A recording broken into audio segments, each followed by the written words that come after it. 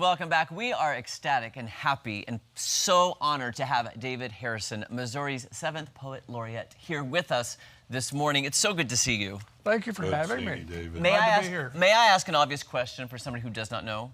What is a Poet Laureate? Well, I'm so glad you asked. Missouri is the 43rd state to have a Poet Laureate.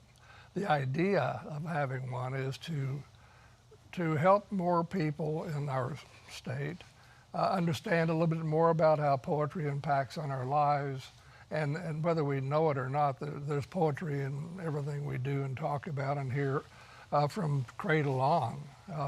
So sometimes it's a matter of recognizing it for what it is. When we're little, we tend to like poems. As we grow older, we tend to move into other interests. By the time we're adults, we may or may not remember the last time we picked up a book that had poems in it on purpose.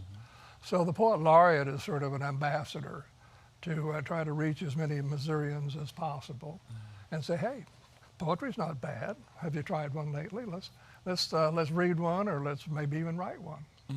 It's amazing the difference. I think many people, when they think of poetry, they think of Moon, June, Croon, Tune, and that's about it. Right. But poetry is so much more than that. Well, Tom, you're right. It's everything, and everything from doggerel, from Burma Shame sides, for those who remember those, to songs. I wouldn't say that all songs are poetry, but then that's me. It's legit. Yeah, but we don't all like the same things, whether it's in food or what we read or whatever else we do. And poems are the same way. So you like some, you don't. Frankly, I don't like a lot of the poems I read, but that doesn't mean that they don't have value to someone else. Exactly.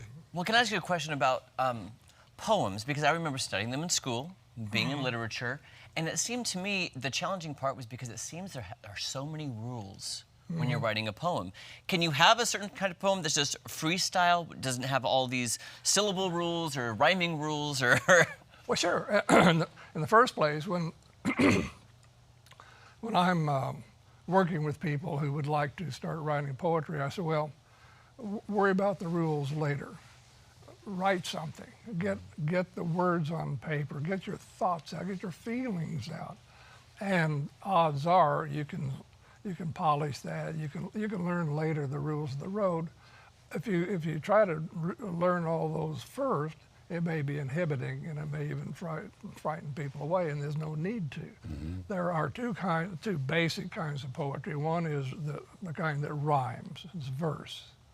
The other is free verse, which is, as you might suppose, free of the general rules of poems that have to rhyme and have meter and all that, rhythm.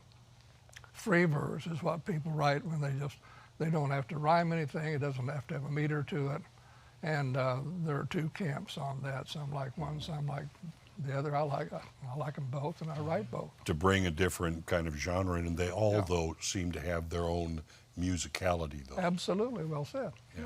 So tomorrow, you're celebrating the end of your tenure. I am. I don't know whether that sounds right or not.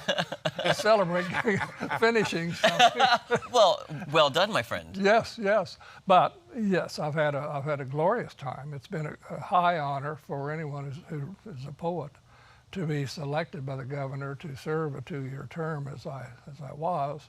I'm the 7th one in our history, and number 5, Karen Crago, also is local, and she will be there tomorrow night to help me celebrate. So I thought, well, it's time to have a party and have one last opportunity to preach the gospel of poetry before I go into the sunset and let somebody else come in. Okay, when and where is this all? Because you're inviting people to join you. Sure, yeah. It's at the Library Center on South Camel in Springfield from 6:30 to 8.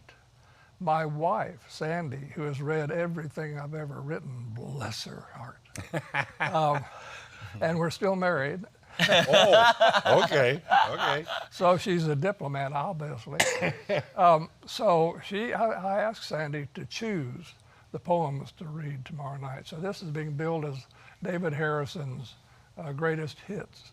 But it should say David Harrison's greatest hits that Sandy Harrison likes. Okay.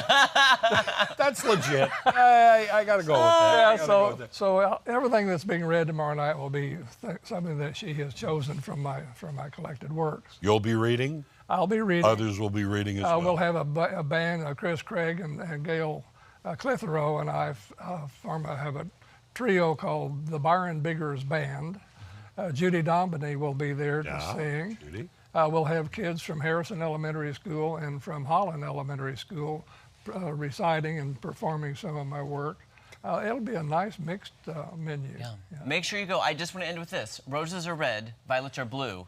I think you're great, and he does too. Thank you, gentlemen. Congratulations. Thank you so much. Let's head down to Eureka Springs.